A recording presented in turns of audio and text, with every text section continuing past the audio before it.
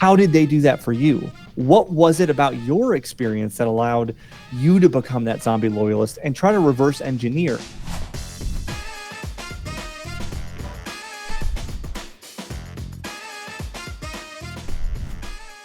Hi, I'm Russ. And I'm Danny, And this is the Memory Makers Podcast. the show that helps you create amazing customer experiences and make more memories. Memory Makers Podcast. Dun-dun-dun-dun-dun. Dun-dun-dun-dun-dun. I rewatched the Super Mario Brothers movie. Golly, man, they nailed that thing. It was so good. Do you mean the animated one or the John Leguizamo version from back in the 90s? The animated one. I love me some Johnny Leguizamo, but holy moly, that had some rough patches in it. Sure. I figured I would just clarify to be sure. Because You're not wrong. References, so. Yeah. What's the oldest, obscure reference that Russ could have for Super Mario Brothers? What's happening, my man? I am ready to talk about, we talk about creating amazing customer experiences in the tagline of the show. And today we're literally going to talk about that specifically of how to, create great service and create customer loyalists. Yeah, I was just on a site visit out to Pennsylvania for a cool custom laser tag project that we're doing. It's going to be very nerdvana, but I was really struck with the two operators that had a number of properties within this mall already. And one thing that I had noticed is some of our clients that were in malls really struggled to keep their staff. And these guys were talking about, well, we don't have that because we focus on X, Y, and Z. And a huge portion of that was finding ways that they could create really amazing guest experiences and interactions with their staff. And that the fulfillment that they were getting and that the friction associated with a normal, day-to-day job was really getting mitigated, and the positive impact just from a staff retention by having a really guest-oriented group and them getting fulfilled, like their turnover being down, all of that. And so it just had that at top of mind for me. And I went back through, some different books that we've read over the years, as well as some interesting statistics on how the guest service, can impact things. And we'll have more folks like Center Edge and Roller and others that will have some of our partner episodes that can talk into some of these things, but getting an idea of, okay, what are some of the unforeseen impacts that we see by focusing on the guest experience? What are some data metrics that we can do, as well as a book review in here. Zombie Loyalist by Peter Shankman. It was a great book that I came across from the F2FEC event a few years back while it was in its heyday. So excited to jump in here and start peeling back some layers. So really, we know guest expectations are higher every day, right? And being able to meet or exceed those expectations is really what's becoming the difference, especially when our industry is very recession resistant. And when things like inflation or whatever, put a strain on that, they will still come to out of home entertainment. But where are they going to choose to come back repetitively? And it's going to come down to this customer service and guest experience aspect. And so one of the things, that I found as I was just trying to find some smart people research, and the good folks at Forbes were kind enough to accommodate, looking at some things like, hey, if you're really focused on customer experience and providing something other than just the responsive day-to-day shenanigans, those companies outperform the non-practitioners 80% of the time. And so there's definitely a healthy indicator and correlation between companies that are focusing on things like this, being able to do those things that we talk about of how do we get people to come back with their frequency visits increased? How do we get them their per cap spending to increase? How do we get their dwell time to increase? And these are the folks, when we translate it into our world of location-based entertainment, folks that are doing that through customer service and guest experiences are really outperforming and doing a great job. So one of the big themes that you'll notice as we get into these different pieces is thinking about how your team measures the key guest experience data. So whether that's survey scores that you put out, it's feedback scores, after they visit, is it social media comments? Is it feedback from your team members at the end of a shift? Hey, what went well, what didn't? How are you, pulling that data together and starting to measure it? So that way, as you explore and tinker and experiment with different things that you want to try to surprise and delight, you can start to see how that's impacting the baseline.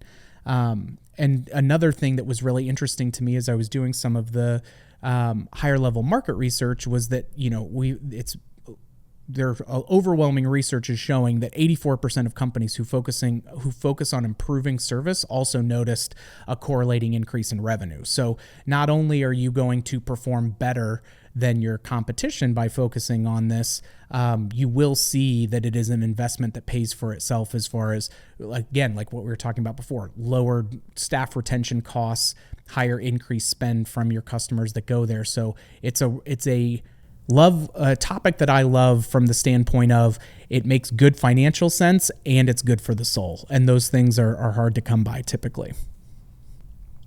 Yeah. I mean, when you can combine both those things together, it's as you would say, a very happy peanut butter cup. Yes, indeed. It's a hell of a Reese's. Yeah, I have a feeling you love it when the phrases that you use on a regular basis start permeating out to other people, either in the company or with clients and other ones, and you're just like, nailed it. That was me. It's a little voice in my head that says, it's happening. Stop trying to make fetch happen. Okay.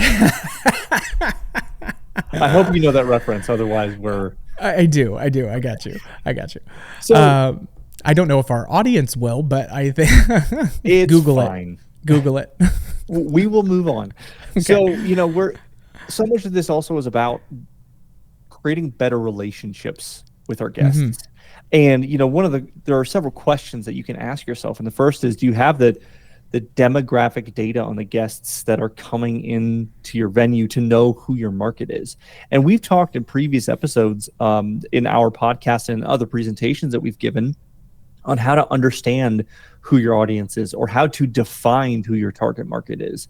Because very often in the FEC or location-based entertainment industry, a very common phrase we hear is, well, my market's everybody. I have stuff for people from 5 to 95 years old. It's like, that may be true, but if you try to market to everyone 5 to 95, it's going to be hard to resonate with any individual age group or demographic or anybody else, because if you're all things to all people, you're special to no one.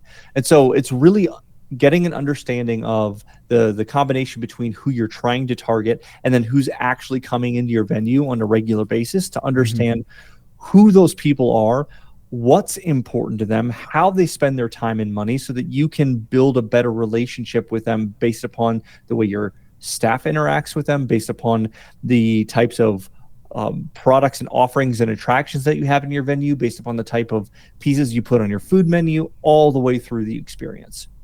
Okay. Another question is, have you streamlined the guest's ability to spend money and have fun in a simple couple of steps? We've all been in experiences, whether or not it's in our industry specifically or any other business, where you've gone in there or you've tried to go and patronize a specific business and you think to yourself, this is more complicated than it needs to be. Why is it so hard for me to give them money and do the thing, right? Mm-hmm. Sometimes we have all this extra friction, which is another thing we covered recently in another podcast topic a few weeks ago, of how to reduce friction, how to make it simple from when someone walks into your door to when they're doing their experiences. How do you make that simple, frictionless, and, to the other point, fun? Because no one really enjoys waiting around. Waiting is not the most exciting thing in the world. And so how do you engage your guests in ways, if you've got bowling as your main attraction, you've got a 45-minute wait or an hour wait for them to be able to get on their lane. Well, what are the things that you can provide to them that have a high perceived value and are fun and allow them to enjoy their experience and help increase your revenue while they're waiting, and find the combination between both those things?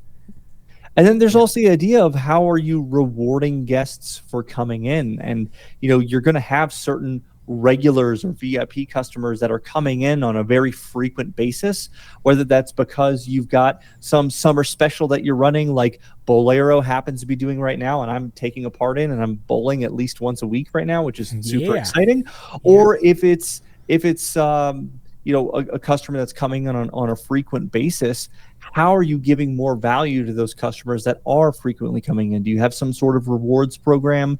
maybe to the point we had Zach Johnson on here a few months back talking about from Revved Up Fund, talking about memberships. What are the kinds of ways that, if it makes sense for you, are you looking at memberships as a way to add value and consistently bring people back? So there are ways that you can think about from beginning to end of building relationships with all the customers that walk in your door. Yeah. And so much of that is, one, being able to make sure that you've got metrics in your, in your operating software, or things of how are we understanding where and how customers are spending their time when they're here. But also, you have to go beyond the spreadsheeting of this and also rely on your staff to identify, like, these people are in here a lot.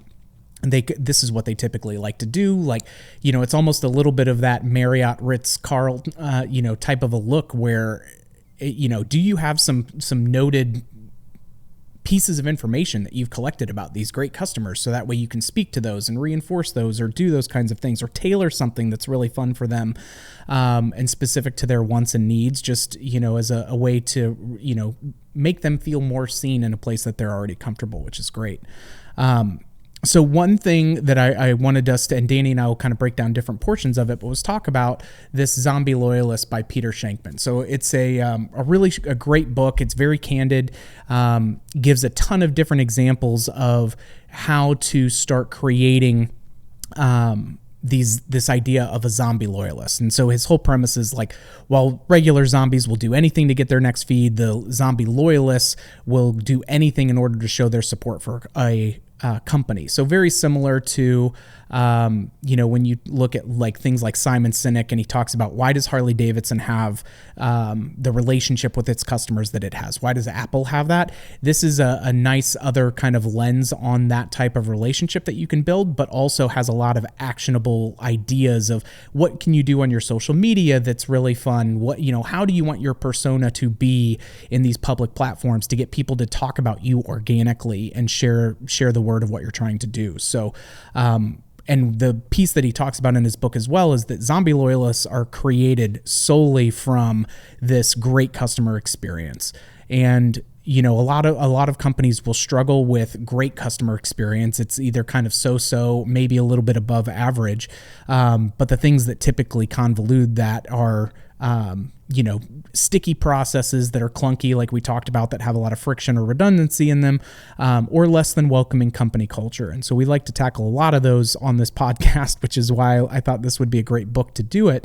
And by looking for ways to streamline, you can see progress, in processes, hey, we're going to put some kiosks in here so that way people don't have to wait in line as long, and we can get upsells and all of that fun stuff. But really, the special sauce comes from working with your employees to get constant recognition and suggestions of what they're seeing that would make an impact for the guests on the front lines. And the best way to do this is gamify that process with your staff and really recognize and reward them when they're bringing those things to the table. Because otherwise you're going to have, a room full of employees that walk past, dirty things within your center, like their antenna just isn't tuned towards it. And so the more that we can, create a Pavlovian response for our team members to look for, these improvements that we can do for our guests is a huge starting point with that. And then you have some other things, and Danny will talk about those a little bit now, but what else we can do in the moment when we're actually interacting with guests in our centers. One of the things before I get to those that I think is helpful to point out is if anybody listening to this or watching this is thinking, okay, well, I don't know what I need to do for a customer to become a zombie loyalist of me. I don't know what I need to do for them to fall in love with my brand. Internalize it for a moment. Think about some brand or company or individual that you're a zombie loyalist to. Maybe it's a specific car manufacturer like Ford or Toyota. Maybe it is a particular restaurant that you always go to. Maybe it's a band that you love and will always see them when they come to town. You'll always buy a t-shirt. You'll always support everything they do. You've got at least one organization, person, or company, at least one that you're a zombie loyalist for, that you absolutely have fallen in love with and want to support them and want to keep buying their products and services or finding ways to be engaged with them. How did they do that for you? what was it about your experience that allowed you to become that zombie loyalist, and try to reverse engineer. And that can be a way for you to think of some clever new ideas that are very outside the box. Because if you have, let's say, a movie director that you love and will always see their movies when they come out, or a band or anybody else, and you can identify how you fell in love with that particular person or brand, you can reverse engineer that and apply that to location-based entertainment and your business. And maybe that method is super outside the box and different from what someone would expect, but because you're taking your own experiences and applying it to that, you can bring a fresh perspective. Mm-hmm. The other thing that can go a long way are thinking about little acts of kindness. And right, this is something that, hey, Russ, have I mentioned that I worked at Disney? I don't know if I've heard that before.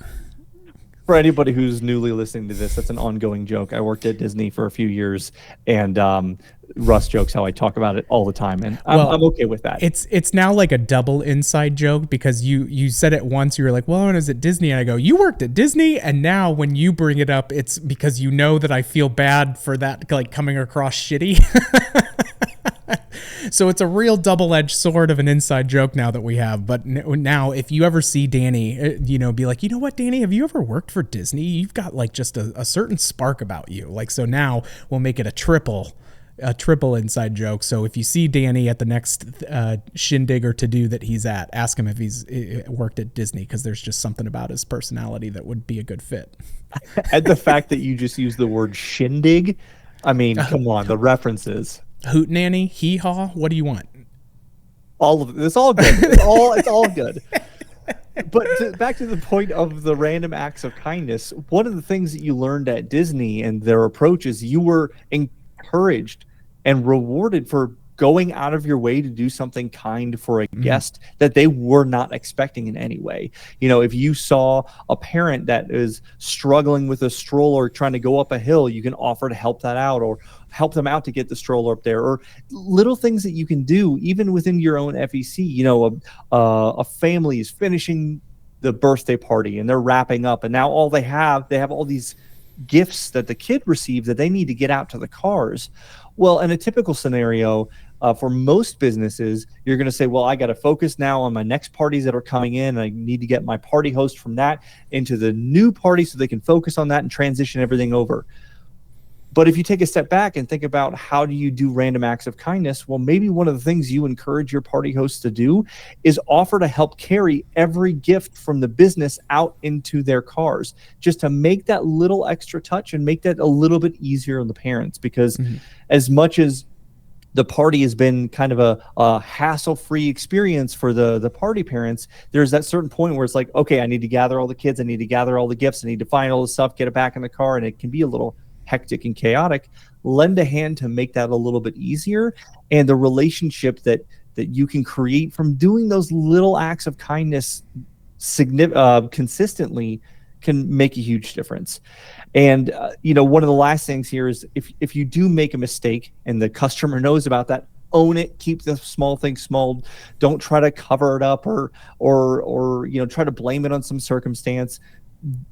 Be able to own those things when something goes wrong instead of kind of brushing by it. And I think that'll help too. So as we kind of zoom out, we think about the guest experience.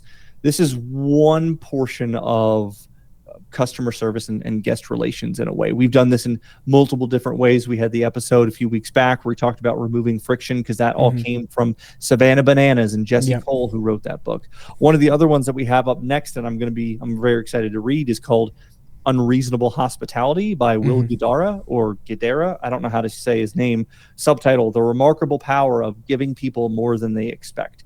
And so we're on the memory makers side of things for this podcast, always consuming more content that we can distill down to deliver in bite-sized pieces like these kinds of podcasts. And so when we zoom out, we're going to have more content like this, but we can also look back through the episode we just talked about of identifying how to take the high expectations that customers have, exceed them, be able to build better relationships with them, and find the little sparks to be able to create those zombie loyalists that will always come back, always support us, and always tell their friends about our businesses. Bingo, bango. That's what it's all about. I feel like that's a good place to wrap up. I love it. I love it. Let's do it. We've got more awesome content coming your way, like Danny was talking about. Some phenomenal episodes in the can already with some of our partners and operator guests. So be sure to come back and check it out for those pieces. I'm really excited what we're getting into over the next few episodes. If you liked what you heard, don't forget to subscribe and leave a review. And we'll never say no to a 5 stars, please and thank you. If you've got ideas for future episodes, topics, or guests, follow us on social media, send us a DM. And as always, a big shout out to Mikey Mike on the ones and twos, working the Ultranet. Thank you so much, and thank you all for joining us, and we'll see you on the next one, Troublemakers.